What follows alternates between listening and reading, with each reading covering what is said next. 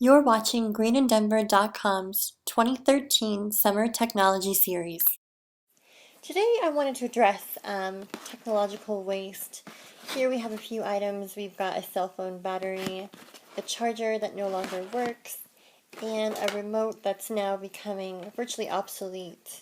I also have something that's not technological, but it's related to technology. It's a broken cell phone case. So what do we do with these electronics that are no longer working or, often obsolete in comparison to, say, like our cable remotes or something like that? These items here can be recycled at your local Best Buy, electronics retailer, or even recycling facility. I also wanted to talk about something perhaps a little more important, and that is internet routers. Internet routers are, of course, essential when streaming internet into your home or business. They're pretty bulky devices. This one here is an Actiontec with this model number here. They also have a lot of chemicals inside of them. They have different electronic components and so forth. And recently I had an experience with CenturyLink. What happened was I was no longer receiving internet at home, so I called our buddies at CenturyLink, and they told me that the wireless router that I purchased, this one here, only 2 years ago was no longer working. In fact, they don't even support this model any longer.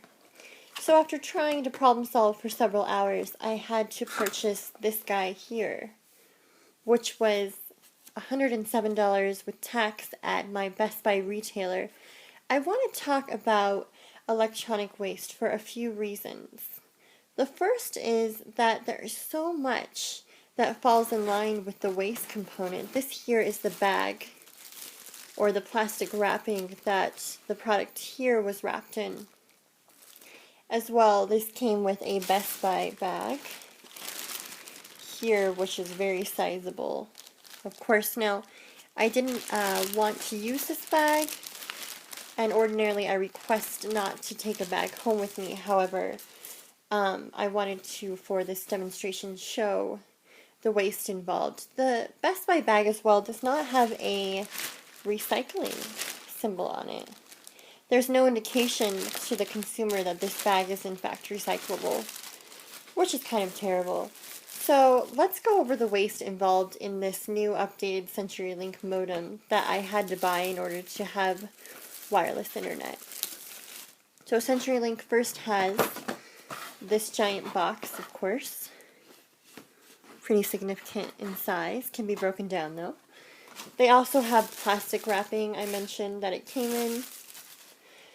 They have this huge kit of sort. It looks like this when you buy it. It says hello. Kind of reminds me of an Apple product. Congrats, right? It comes with these flaps here. There's 1, 2. This is the component here. 3, 4. You open these guys up. They have this massive installation guide, which is multi-fold here. Let me spread this out. Later, they've got various cords. It came with 2 of these cords. It also came with a power cord, which is an adapter of sort. It kind of looks like this one, this guy here, a little smaller. And then, of course, my modem came with this here, my large modem, which is now hooked up, which looks like this guy.